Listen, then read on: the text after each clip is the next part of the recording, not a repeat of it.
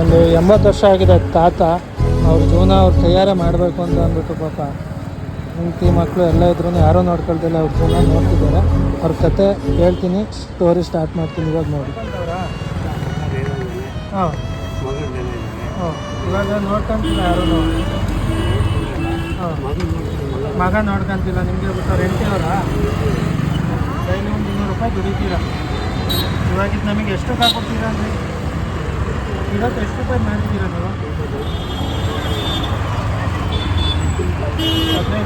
15 K G ಅಂತ ಅಂದರೆ ಎಷ್ಟು ಕೆ ಜಿ ಎಷ್ಟು? 50 ರೂಪಾಯಿನಾಗ 15 ಕೆ ಜಿ ಕೊಡ್ತೀರಾ.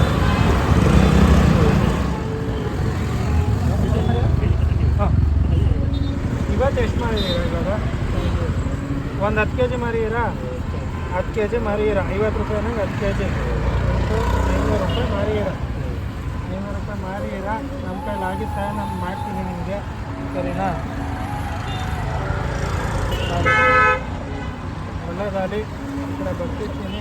ಹಾಕಿದ ಸಹಾಯ ಒಬ್ರಿಗೆ ಮಾಡಿ, ನಮ್ಮ ಚಿಕ್ಕ ಸಹಾಯ ಕೂಡ ಒಬ್ಬರಿಗೆ ಒಂದು ದಿನಕ್ಕೆ ಖುಷಿಯಾಗಿರುತ್ತೆ ಅಂತ ಹೇಳ್ತಾ, ಮಕ್ಕಳು ಇದನ್ನು ಯಾರೂ ನೋಡ್ಕೊಂತಿಲ್ಲ. ಈ ಥರ ರೋಡ್ ಸೈಡ್ ಹೋಗ್ಬೇಕಾದ್ರೆ ನಿಮ್ಮ ಕೈಲಿ ಆಗಿದ್ದು 50 ರೂಪಾಯಿ 100 ರೂಪಾಯಿ ಸಹಾಯ ಮಾಡಿದ್ರು ಕೂಡ ಒಂದು ದಿನದ್ದು ಜೀವನ ಆಗುತ್ತೆ ಅಂತ ವಿಡಿಯೋ ಇಲ್ಲಿಗೆ ಮುಗಿಸ್ತೀನಿ.